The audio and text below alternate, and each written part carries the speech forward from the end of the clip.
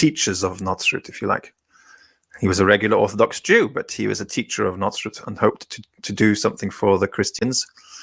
But as is usually the case whenever we try, it doesn't really have much impact. But let's see how much impact we can make from this channel and see if anyone is paying attention, if anyone is listening. Now, who was Shimon HaKalpus? Okay, we mentioned him here. Sorry, actually mentioned him way back here. Rav and Tzaddik Shimon HaKalpus. Okay. He was the one who organized the Evangelion. Evangelionut, if you like, or which they call Pavlut. Okay.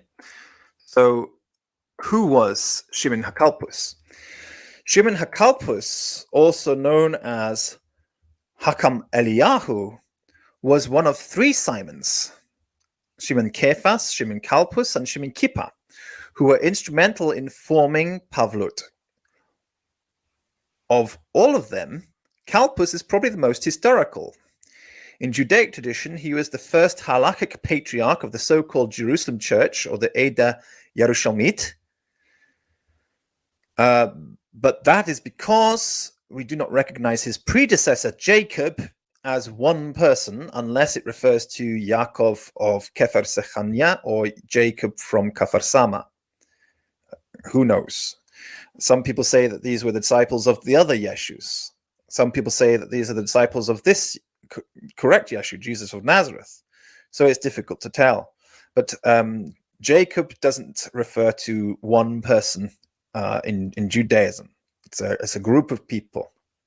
Maybe it refers to the disciples that we've just named here, Yaakov and Yaakov, or maybe it refers to the official Jewish authorities, Jacob, as opposed to Esau. Okay, so there was Jacob is one thing, and that's the one they call James in the Christian Church. But after him, the real person, the historical person we know, was Kalpus, and Kalpus is said to have been a relative to the Pantera family described in Judaism and also described by Epiphanius, by the way.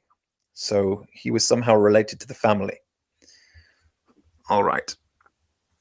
Was Simon Kippah a Roman bishop? We've got three Simons. One of them is called Kippah. Is it the same as a Simon in the Roman Church? And for one reason or another, the Machzor Vitri on page 282 on the Mahdura Makitze Nirdamim specifically warns anyone who is associating Shimon Peter Chamor, who wrote some liturgy for Yom Kippur and other occasions in a cell, with, quote, the abomination of Rome, unquote. But confusing him with Shimon Kephas, who died in Rome, is nevertheless very common among Jews. So there is something called the abomination of Rome, which is no doubt it's a doctrine, Romanism. And anybody who associates Shimon Peter Chamor with the abomination of Rome, there's a warning against them. They shouldn't do that in Judaism. So you have to distinguish these founders of Pavlut or evangelism from, you have to distinguish them from, I mean, we're talking about Jewish evangelism, the ancient evangelism. You have to distinguish them from Romanism. So they can't be polluted by Romanism at all. And if you do mix them with Romanism, the abomination of Rome, then there's a warning against you for confusing them in that way. In Judaism, this is the Jewish tradition. Now, interestingly, there is a Jewish folk tale about a Jewish pope called Andreas, who's possibly the anti-pope Anacletus II, who lived in the same tradition that these three Simons worked on. So there may be at least one quote-unquote pope, at least an anti-pope, who is associated with this tradition. But otherwise, we shouldn't associate this tradition with the abomination of Rome. Obviously, as an anti-pope, Anacletus was probably also opposed to the abomination of Rome, but didn't get very far. All right, then, so let's move on. So what is that tradition? What the tradition the tradition which should not be associated with the abomination of Rome. What is this tradition? The same tradition of the three Simons. What is that tradition? The Telia interprets Devarim, that's Deuteronomy, the book of Deuteronomy, chapter 32, verse 21, by saying that the part where it says, they made me jealous by atheism and angered me with their airiness, unquote, refers to the Notzrim. And the part, I will make them envious by foreigners, I will make them angry by an unlettered nation, refers to the Ishmaelim, which means the Hasidei Umat HaOlam, who were established through the messianic form of Judaism for Gentiles, which the Notzrim called Pavlut, which we can also call evangelism. Okay, so this tradition comes from this idea in Deuteronomy to make the Notzrim jealous by Ishmaelim, by making Ishmaelim. Ishmaelim stands for Hasidei Umat HaOlam. Okay, that's the followers, disciples from the nations of the world. Now you might think, oh, I thought Ishmaelism has got something to do with Islam, and I'll explain shortly. Okay, but first, you're going to ask, Jesus wasn't only for Israel's lost sheep. Jesus did come only for the Notzrim, the lost sheep of the house of Israel. He says so himself.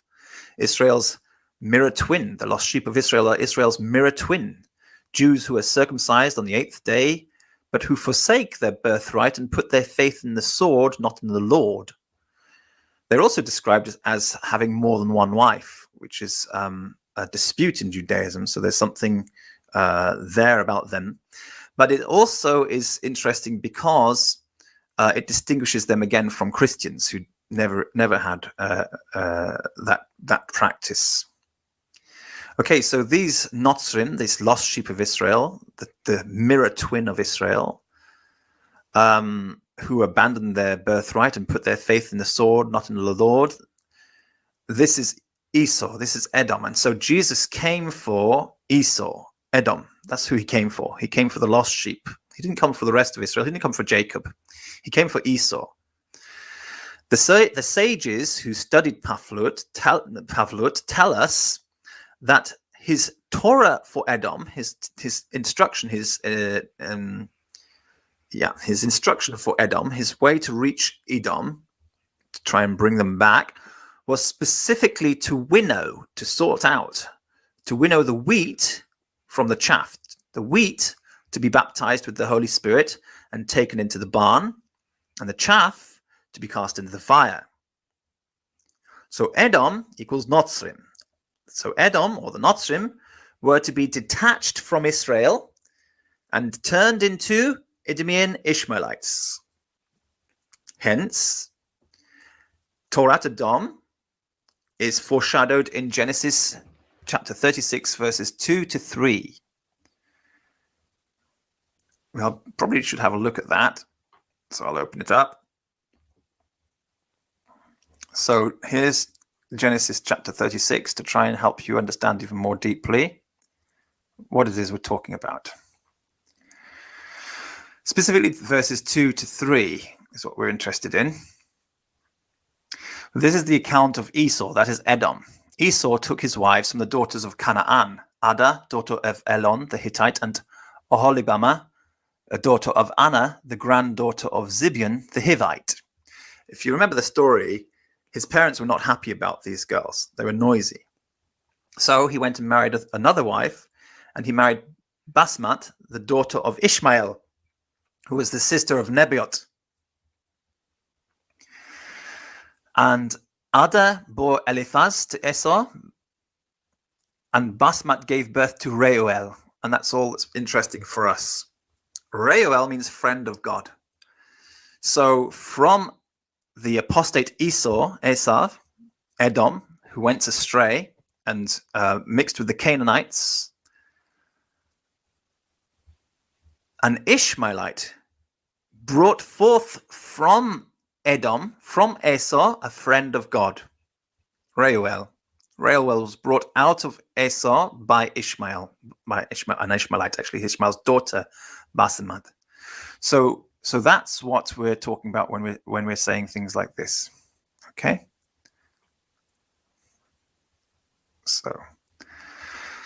So that's what an Edomian Ishmaelite means. So you have to detach the Notzrim, the wicked Israelites, from Israel, and you have to make them into Ishmaelites, like Reuel, who is an Edomian Ishmaelite, Edomian from his father's line, Ishmaelite from his mother's line, and is a friend of God. This is the Hasidei Umat HaOlam, made out of Edom, made out of the Notzrim. So that exact project, Torah Edom, Torah for Edom, is foreshadowed in Genesis 36, 2-3. It's kind of almost like a prophetic statement. And it is a Kiruv project. Kiruv is the word we use in Judaism, meaning outreach to sort of lost sheep of Israel, exactly. It's a Kiruv project, bringing friends of God, bringing Reuel from Esav by Ishmael. Exactly, in a nutshell, that's what Torah Edom is, that's what this Pavlut is, that's what this evangelism is, to actually bring Reuel from Esav by Ishmael, which is exactly what's being referred to here, making the Notzrim jealous by making Ishmaelim. Okay, so with Ishmaelim, you can get the Notzrim to be jealous to come back. You can chase after Notzrim all day long to try and encourage them to come back to Judaism or to practice Judaism properly, and they're not going to practice Judaism properly. They'll still call themselves Jews, but they're not going to practice Judaism properly, which is why God refers to them. He says, "Your new moons and your festivals and your new moons, my soul abhors." Okay, I'm weary of them.